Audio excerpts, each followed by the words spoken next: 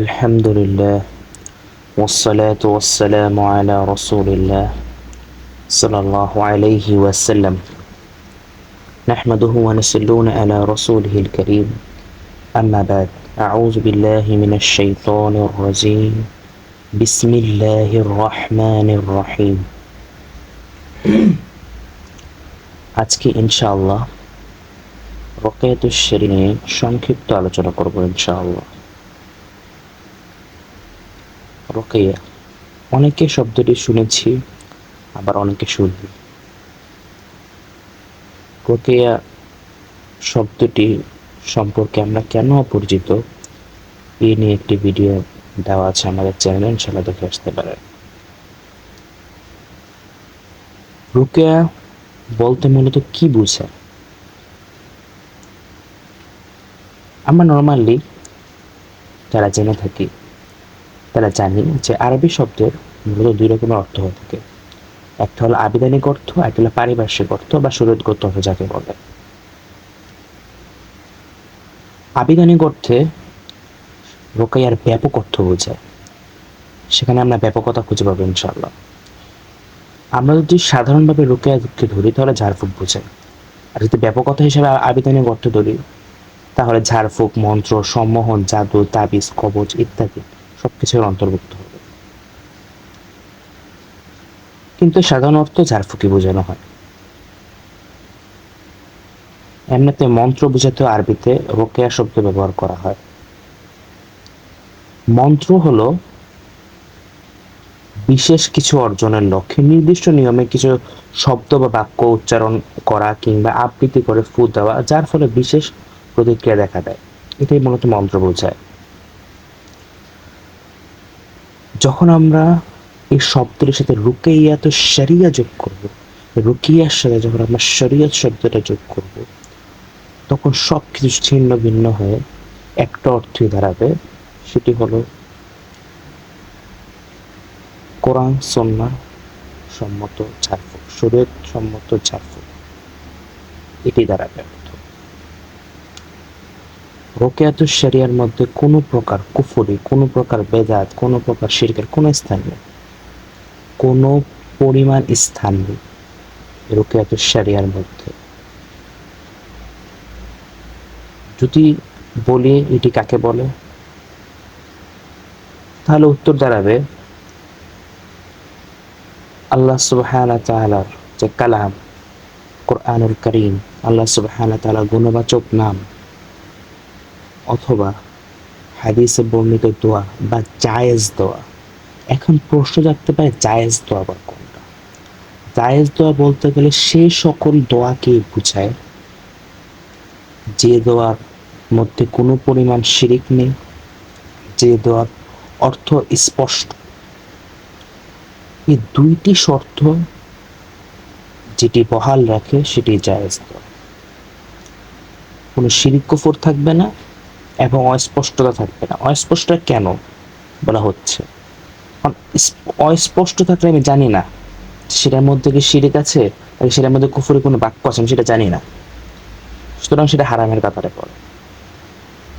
এই সবগুলোর মিশ্রণেই, অর্থাৎ আল্লাহ সুবহানাহু ওয়া তাআলার কালাম, আল্লাহ সুবহানাহু ওয়া তাআলার গুণবাচক নাম, হাদিসে বর্ণিত দোয়া বা জায়েজ দোয়া, এই সবগুলোর মিলিত জিনিসই হলো রোকেয়াতুশ শরিয়ার একটা অংশ।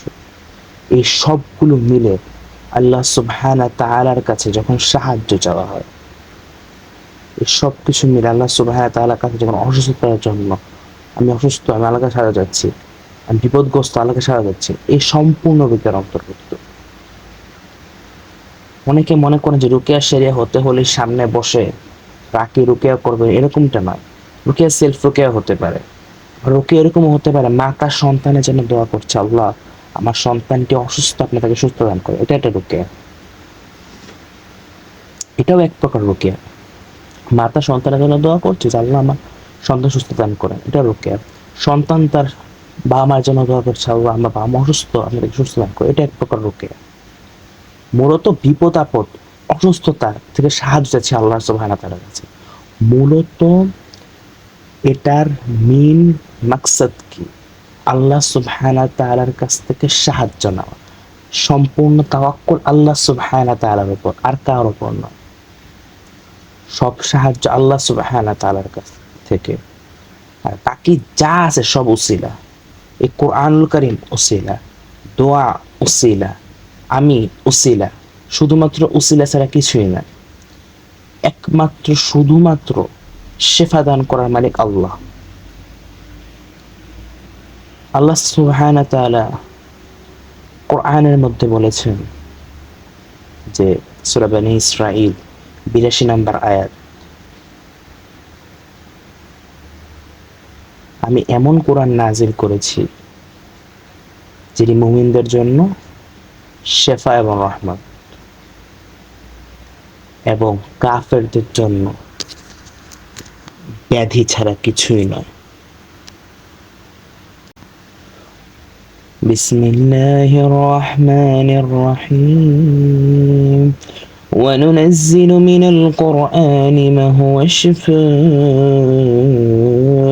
ورحمة للمؤمنين ولا يزيد الظالمين إلا خسارة। আল্লাহ বুঝিয়েছেন স্পষ্টভাবে যেটি মুমিনদের জন্য শেফা এবং রহমত। এই শেফা আমি বাহ্যিকভাবে অসুস্থতার শেফাও ধরে নিতে পারি। এই শেফা আল্লাহ সুবহানাহু ওয়া তাআলা আমাদের অন্তরের ব্যাধিকেও বুঝিয়েছেন, যেটি শেফা একমাত্র আল্লাহ সুবহানাহু ওয়া তাআলা কোরআনের মাধ্যমে রেখেছেন। এই কোরআন সম্পূর্ণটাই শেফা। যখন সঠিক স্থানে সঠিক প্রয়োগ করা হয় ওষুধ যেমন শেফা পাওয়া যায়, ইনশাআল্লাহ এই কোরআনও সঠিকভাবে সঠিক স্থানে প্রয়োগের মাধ্যমে ইনশাআল্লাহ আল্লাহ সুবহানাহু ওয়া তাআলার শেফা দান করে এই কোরআনের উসিলায়। রুকিয়াকে আমরা প্রথমত 4টা ভাগে ভাগ করতে পারি। প্রথম সেক্টর যদি আমরা ধরি, সেটাতে পড়বে পবিত্র কোরআন আয়াতসমূহ, আল্লাহ সুবহানাহু ওয়া তাআলা গুণবাচক নামসমূহ। এটাই সর্বোচ্চ উত্তম এবং জায়েজ পদ্ধতি। একটা সেক্টর আছে, সেটি হলো সহিহ হাদিস দ্বারা সুসাব্যস্ত জিকির আজকার দ্বারা ঝাড়ফুঁক, জিকির আজকারের মাধ্যমে ঝাড়ফুঁক করা, এটাও সম্পূর্ণরূপে জায়েজ। আরেকটি আছে 3 নাম্বার, এমন জিকির আজকার ও দোয়াসমূহ যার দ্বারা এমন ঝাড়ফুঁক যা কোনো সহিহ হাদিস দ্বারা প্রমাণিত নয়, তবে কোরআন সুন্নাহ এর বিপরীত, অর্থাৎ কোরআন সুন্নাহটাকে সাপোর্ট করে, এটিও জায়েজ। আরেকটি আছে যেটি হলো সম্পূর্ণরূপে হারাম এবং শিরিক, সেটা হলো মন্ত্র যা কুফর এবং শিরিক মিশ্রিত এবং অর্থ বোঝা যায় না, এটি সম্পূর্ণভাবে হারাম এবং শিরিক। জাহেলি যুগে মূলত এই রুকিয়ার চর্চাটা হতো। প্রথম 3টা জায়েজ এবং শেষে যেটা আমি বলেছি এটা সম্পূর্ণরূপে না জায়েজের কাতারে পড়ে। রুকিয়া মূলত কি নয়? রুকিয়া মূলত এটি নয় যে বললাম ছু মন্তর ছু এটা হয়ে যাবে, এটা রুকিয়া নয়, এটা কোনো সাধনা নয়।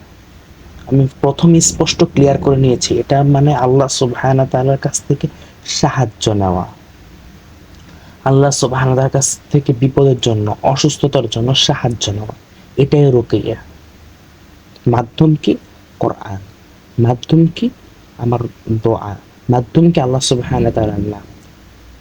আরো বিভিন্ন রকম মাধ্যম হতে পারে, বিভিন্ন রকম সাপ্লিমেন্টার রুকিয়াতে শরিয়ার মধ্যে ব্যবহার করা হয়। তবে বেশিরভাগ সাপ্লিমেন্টই কোরআন সুন্নাহ সাব্যস্ত, যে সাপ্লিমেন্ট কোরআন সুন্নাহর মধ্যে স্পষ্টভাবে উল্লেখ আছে। উদাহরণস্বরূপ জৈতুনের তেল, উদাহরণস্বরূপ আজওয়া খেজুর বা খেজুর, উদাহরণস্বরূপ আমরা বলতে পারি কস্তুরী, আরো বলতে পারি জমজমের পানি, আরো বহু উদাহরণ আছে। এই সবগুলো উদাহরণ সাপ্লিমেন্টের আন্ডারে পড়ে। আর অনেক উদাহরণ আছে যে সাপ্লিমেন্টগুলো আছে, এগুলো হয়তোবা কোরআন সুন্নাহতে ডাইরেক্ট উল্লেখ করা নেই, তবে সেই সাপ্লিমেন্টগুলো মানবদেহের জন্য উপকারী, সেই সাপ্লিমেন্টগুলো মানবদেহের জন্য উপকারী। এবং ডক্টরদের দ্বারা সার্টিফাইড।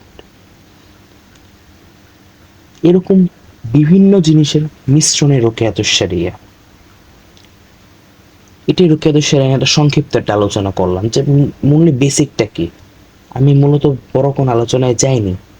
ইনশাল্লাহ এর দলিল নিয়ে ইনশাল্লাহ আলোচনা করবো যে রোকেয়াতুশ শরিয়া কি, আদৌ মানুষের বলার মতো কবিরাজি কুফরি কালামের মতো একটি বানোয়াট নাকি কোরআন সুন্নাহ দ্বারা প্রমাণিত। ইনশাল্লাহ এই নিয়ে একটি ভিডিও থাকবে। আমি আমার আলোচনা শেষ করছি। আপনারা যদি আমাদের কাছ থেকে কোনো প্রকার প্রশ্ন জানার ইচ্ছুক হয়ে থাকেন রুকিয়াতুশ শরিয়া সম্পর্কে, বা আপনি যদি বদনজর, জিন বা সেহের দ্বারা এফেক্টেড হয়ে থাকেন, আর আপনি যদি সমস্যার সমাধান চেয়ে থাকেন সেলফ রোকেয়ার, ইনশাআল্লাহ আমাদের ফেসবুক পেজ আছে, ফেসবুক গ্রুপ আছে, আপনি যোগাযোগ করতে পারেন ইনশাআল্লাহ। আমাদের ফেসবুক গ্রুপের নাম আসুন রোকেয়ার মাধ্যমে চিকিৎসা করি, let's treat with Rokeya, LTRL.T.R। ইনশাআল্লাহ আমাদের সম্মানিত মডারেটরগণ আছেন, সম্মানিত অ্যাডমিনগণ আছেন, আপনার উত্তর দেওয়ার সর্বোচ্চ চেষ্টা করবে ইনশাআল্লাহ। কোনো প্রকার অহেতুক প্রশ্ন করবেন না দয়া করে। আপনার যতটুকু সাব্যস্ত, যতটুকু পারেন সাবলীল ভাষায় জিজ্ঞাসা করবেন ইনশাআল্লাহ। আপনারা কীভাবে জিজ্ঞাসা করবেন? মডারেটরের নক দিবেন না, অ্যাডমিনদের নক দিবেন না, আপনারা সরাসরি পোস্ট করবেন। যদি আপনার প্রাইভেসির সমস্যা হয়ে থাকে কোনো ফেক আইডি দ্বারা পোস্ট করতে পারেন, অথবা অ্যানাউন্সমেন্ট পোস্ট বা বেনামি পোস্ট নামে যেটা পরিচিত সেটির মাধ্যমে আপনি পোস্ট করতে পারেন। ইনশাআল্লাহ আপনার উত্তর দেওয়ার সর্বোচ্চ চেষ্টা করা হবে ইনশাআল্লাহ। ওয়া আখিরু দাওয়ানা আনিল হামদুলিল্লাহি রাব্বিল আলামিন।